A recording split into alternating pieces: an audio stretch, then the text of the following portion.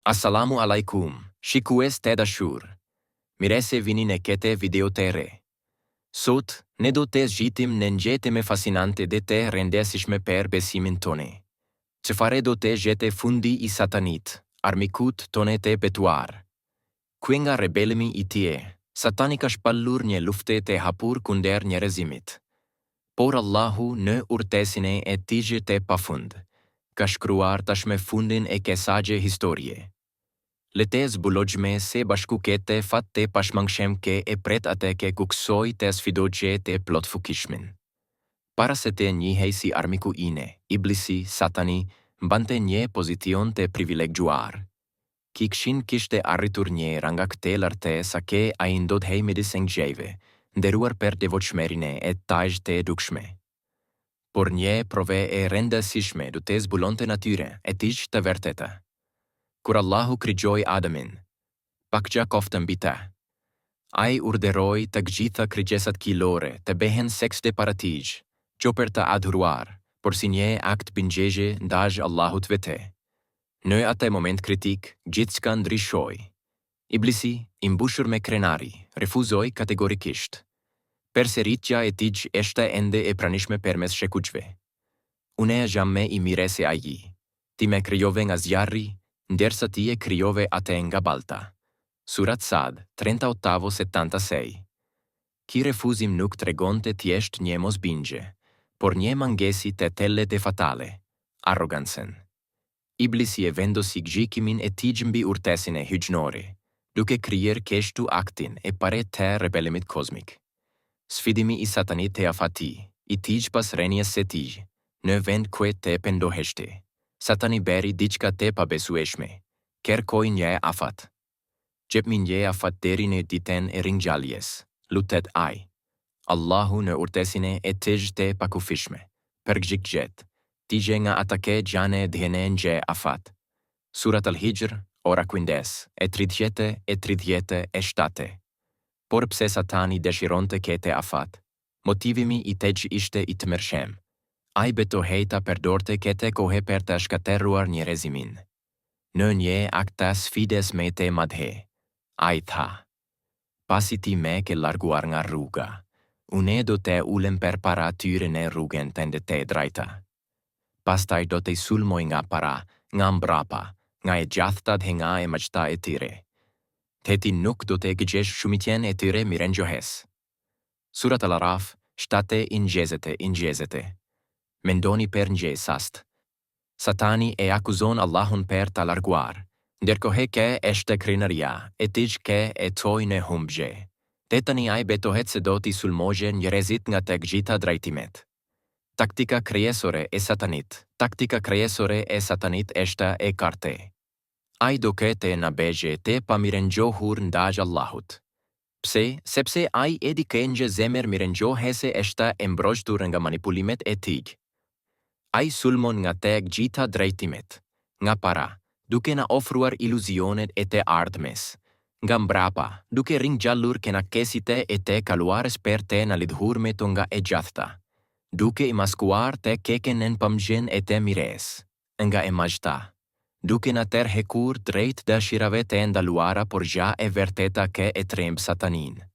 Ai nuk ka asnjë fuqi reale mbi besimtarët e sinqertë. Allahu e pohon kartë.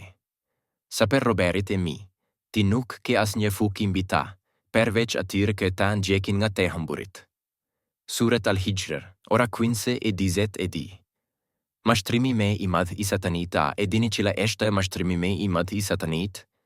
Shtese ai na bente besojme se ka fuqi mbi ne, ndërkohë që në realitet ai mund të sugjerojë, të provokojë dhe të tundojë.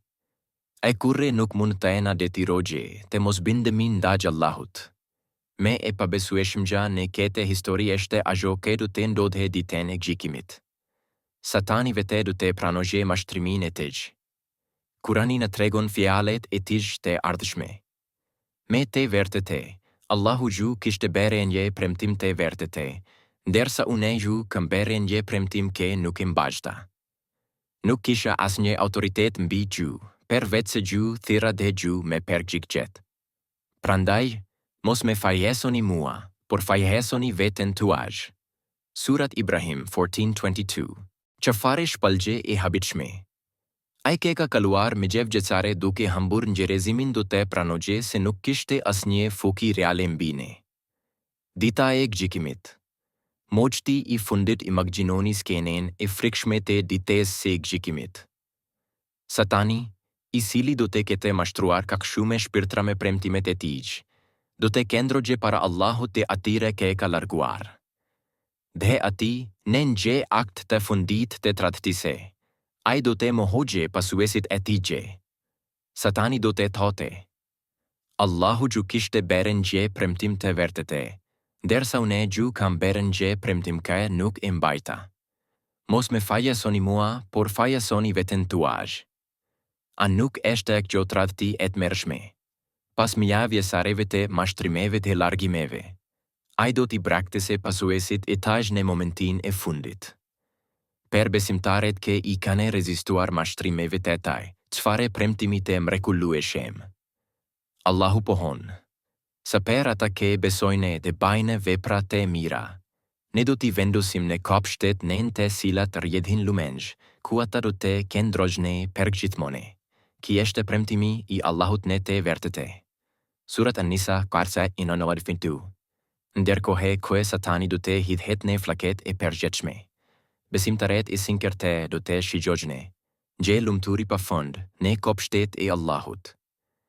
Allahu në mëshirën e tij të pafund nuk na ka lënë pa mbrojtje kundër armikut tonë. Ai na ka dhuruar armë të fuqishme. Besimi i sinqertë. Dhe kushto që e beson Allahun, ai e mjafton atë. Surat At-Talaq 17:3. Dikri, përmendja e Allahut. Recitimi i rregullt i Kuranit, veçanërisht sura mbrojtëse si Al-Falaq dhe An-Nas kërkimi i strehimit. Dhe nëse shejtani të ngjisit për të keken, kërko strehim të Allahu. Surat Fusilat 40:36. Bashkimi i besimtarëve. Dhe kapuni të gjithë për litarin e Allahut dhe mos undani. Surat Al-Imran 3:3. Historia i Satanit nuk është vetëm historia e një rebelimi, por gjithashtu e triumfit të pashmangshëm të dritës mbi errësirën. Pavarësisht përpjekjeve të tij, mashtrimeve dhe këmbenguljes, Satani është i destinuar të dështojë. Premtimi i Allahut është i palekundur. Ata duan të shuajnë dritën e Allahut me gojët e tyre, ndërsa Allahu do ta përmbushë dritën e tij, pavarësisht urrejtjes së mosbesimtarëve. Surat As-Saf 17:8. Ne e hedhin të vërtetën kundër gënjeshtrës dhe agjo e thënë atë. Dhe gja, gënjeshtra zhduket. Surat Al-Anbiya 20:18. Fundi i Satanit është një siguri hegjnore. Dashtimi i taj është i shkruar në urtësinë e përgjithshme të Allahut. Kjo është vetëm çështje kohe para se rebelimi i tij të përfundojë në poshtërim të plotë. Per në besimtarët, ki është një kujdese e fuqishme. Kendroni të forte në rrugën e drejta, rezistoni tundimeve të taj të mbahuni pas udhëzimeve të Allahut. Sepse premti është i qartë. Drita e Allahut gjithmonë do të triumfojë mbi errësirën. Nëse kjo video ju ka qenë e dobishme, mos harroni të abonoheni në kanalin tonë, të bëni like të të ndani këtë video me të afërmit tuaj. Lini gjithashtu komentet tuaja me poshtë për të ndare mendimet tuaja. Pakgjat he mëshira e Allahut qofte mbi ju të gjithë.